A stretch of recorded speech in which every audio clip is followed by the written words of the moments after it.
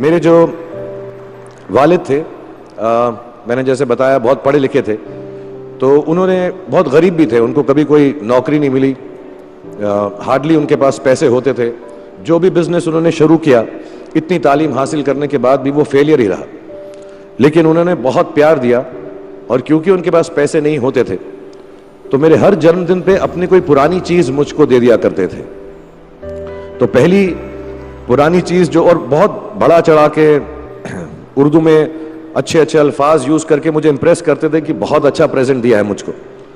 तो वो मुझे पहली चीज उन्होंने मुझे, ये मैं हर जगह पर बोलता हूँ, स्कूल के बच्चों के फंक्शन पे, येल यूनिवर्सिटी में, एडिनबरा में, क्योंकि आप लोग सब अपनी लाइफ के उस थ्रेशोल्ड पे हैं जहां से आपको कामयाबी हासिल करनी है इंशाल्लाह।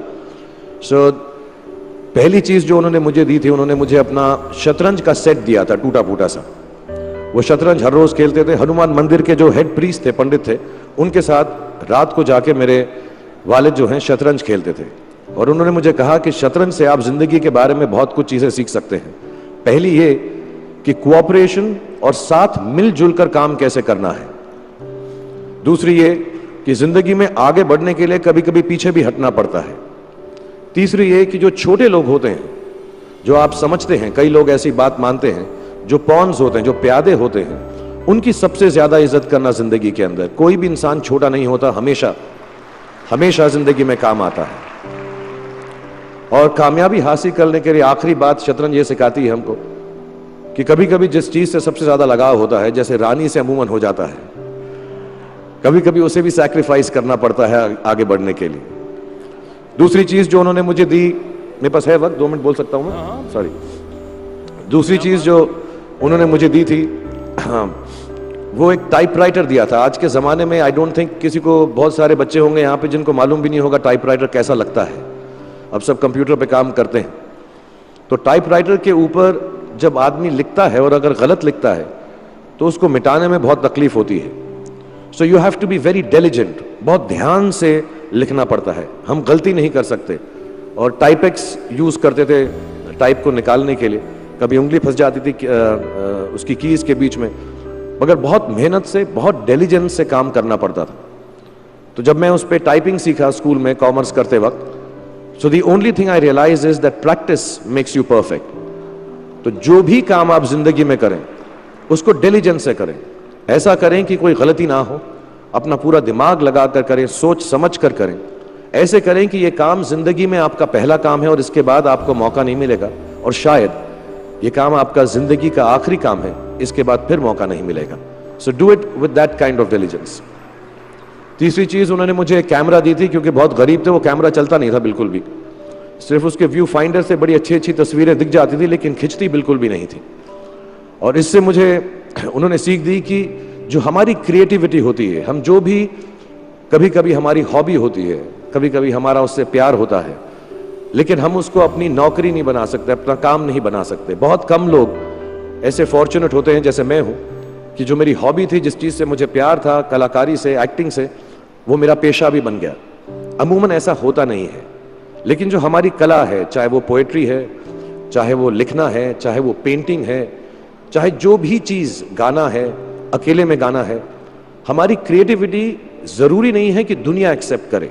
जैसे उस कैमरा की तस्वीरें दिखती नहीं है, लेकिन उसमें देखने से खूबसूरत लगता है हर कुछ, वैसे ही आपकी जो क्रिएटिविटी है वो अपने लिए रखें, क्योंकि जिंदगी में कभी ना कभी, कहीं ना कभी ऐसा मुकाम आएगा जब आप बहुत अकेला फील करेंगे।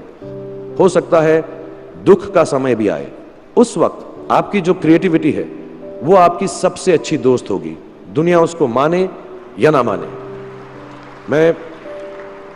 मैं बहुत खराब पोएट्री करता हूं, लेकिन जब भी दुखी होता हूं तो लिख लेता हूं। सराफ साहब से मैं अब सीखना भी चाहता हूं, मैं रेखता पे जाऊंगा, मुझे लगता है ये कमाल की साइट है, थोड़ी मैं शायरी वगैरह सीखूंगा।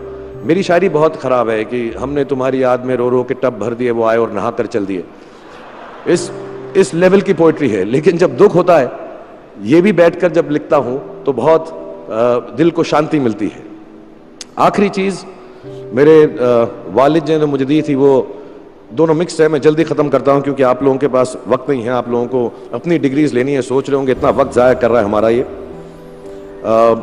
तो मैं जल्दी से बताता हूं। एक, उन्होंने मुझे कहा एक सेंस ऑफ ह्यूमर हमेशा रखना जिंदगी में, हंसते हमेशा रहना, एक चाइल्ड लाइक इनोसेंस जरूर रखना। जैसे एक छोटे बच्चे की जो एक इनोसेंस होती है, जो उसका दुनिया की तरफ जो नजरिया होता है बड़ा इनोसेंट सा होता है, उसमें कोई खामी नहीं होती, गलती नहीं होती, अभी दुनियावी बातें नहीं आई होती, तो वैसे ही रखना। कई बार बचपन में मैंने जब बदतमीजी की या कोई गलत काम किया तो उन्होंने सेंस ऑफ ह्यूमर से मुझे बचाया। और जिंदगी भर अगर आप अपने ऊपर, अपने हाल पे, दुनिया पे, क्योंकि लोग आपसे हर कोई बात कहेंगे, अच्छी बात भी कहेंगे, बुरी बात भी कहेंगे, क्योंकि लोगों का काम है कहना। अगर आप उसको एक सेंस ऑफ ह्यूमर से देख सकेंगे तो जिंदगी जो है बहुत बेहतर रहेगी। And last not the least, what my father gave me, what my mother gave me and what your parents have given you, आपके जो पेरेंट्स हैं जो आपको दिया है, वो सबसे बड़ी गिफ्ट है, गिफ्ट ऑफ लाइफ। जिंदगी की जो जिंदगी एक खुद ही सबसे बड़ा तोहफा है हमारी जिंदगी, और उसको वैसे ही ट्रीट कीजिए। जिंदगी के अंदर जो भी मुकाम आए, जैसी भी चीजें हो, अच्छा हो बुरा हो, कभी अंधेरा हो कभी उजाला हो, हर चीज को रिस्पेक्ट कीजिए और जिंदगी में ग्रेस रखिए हर इंसान की तरफ। हर इंसान जो भी आपसे जो भी बात करेगा वो अपनी मुसीबत के हिसाब से करेगा, अपनी हैसियत के हिसाब से करेगा, कभी गलत बात भी बोलेगा, ऊंची बात भी बोलेगा। जब आप काम करेंगे, जब आप बड़ी बड़ी कंपनीज के अंदर नौकरी हासिल करेंगे, आपका हमेशा झगड़ा रहेगा, जो मेरा जूनियर है वो ऐसी बात करता है, मेरा सीनियर जो है ऐसी बात करता है। लेकिन सब जो हैं जिंदगी से जूझ रहे हैं, इस जिंदगी में कुछ बनने की कोशिश कर रहे हैं। सो वो ग्रेस जो है, वो लीवे जो है, हर किसी को दीजिएगा जो आपके साथी हैं, जो आपके साथ साथ काम कर रहे हैं, जो आपका साथ काम नहीं भी कर रहे और जो आपका साथ नहीं भी दे रहे। ग्रेस से बड़ी चीज आप जिंदगी को वापस नहीं लौटा सकते। ये 4-5 चीजें याद रखिएगा। याद रखिएगा, नहीं रहे तो कोई बात नहीं। आप लोग बहुत कुछ अभी इस जगह पर इल्म हासिल कर चुके हैं और मुझे उम्मीद है और मुझे यकीन है कि आप जो भी करेंगे जिंदगी में बहुत कामयाब होंगे। और फिर से मैं मौलाना आज़ाद नेशनल उर्दू यूनिवर्सिटी का शुक्रिया अदा करना चाहूँगा कि मुझे यहाँ पर बुलाया, आपसे मुखातिब होने का मौका दिया। थैंक यू वेरी मच, बहुत बहुत शुक्रिया। और आप, मुझे मालूम है कुछ टीचर्स जो होंगे यहाँ पर बैठे होंगे जो आपके फेवरेट नहीं भी हैं, जो बहुत स्ट्रिक्ट होंगे, डांटते भी होंगे आपको, उनको सबसे ज्यादा याद रखिएगा जब आप इस यूनिवर्सिटी से बाहर जाएंगे, क्योंकि जो सबसे ज्यादा टीचर आपसे स्ट्रिक्ट थे वो एक्चुअली सबसे ज्यादा आपसे प्यार करते थे। Thank you very much for having me here.